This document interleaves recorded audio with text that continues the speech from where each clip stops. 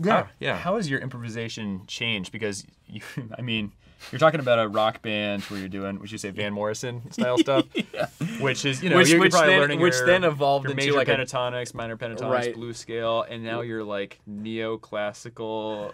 Like, what did that journey look like? Oh my God. It's Tetrachords. it was a real mindfuck. That's all I can say. Like, 'cause it was just like, I mean, playing in a classical quartet now. I mean, neoclassical. I don't know. It's like now everything's come completely full circle.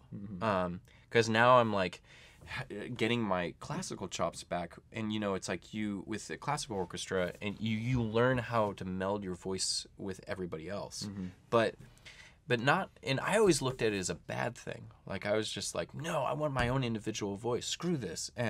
But all of a sudden with the quartet, you want this unified, like, living, breathing entity. So it's so interesting to all of a sudden be like, okay, that's why classical players are the way they are. Right. I got it now. You know, and it's so funny because now I'm like learning that whole thing again.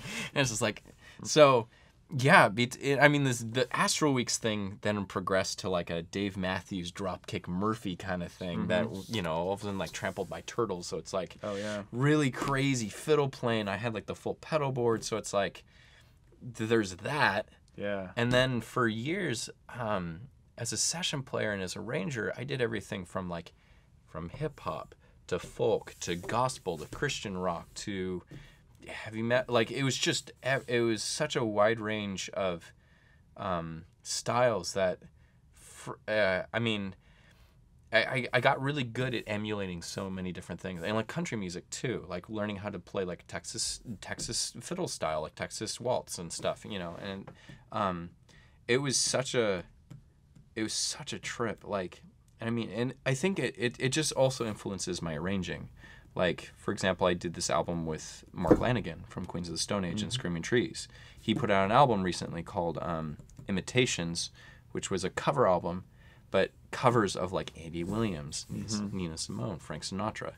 And he did like John Barry's You Only Live Twice, like the James Bond tune. So my role in that was I went back to like these old vintage 50s and 60s recordings and was like, okay, Autumn Leaves, Mac the Knife.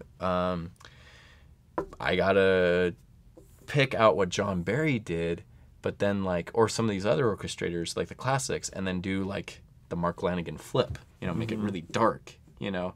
So it's interesting that, I don't know, I think the hardest thing with such a wide palette of music that I've touched and worked on, when I'm writing my own stuff and like my own originals for the quartet and my own music and like orchestral stuff, I get kind of like, what's my voice after all of that, you know?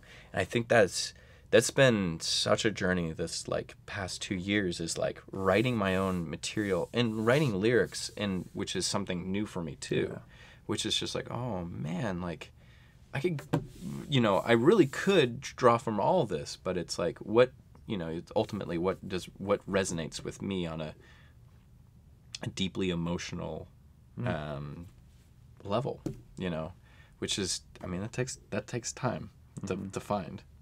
So I don't know. It's kind of a really insane process. Yeah.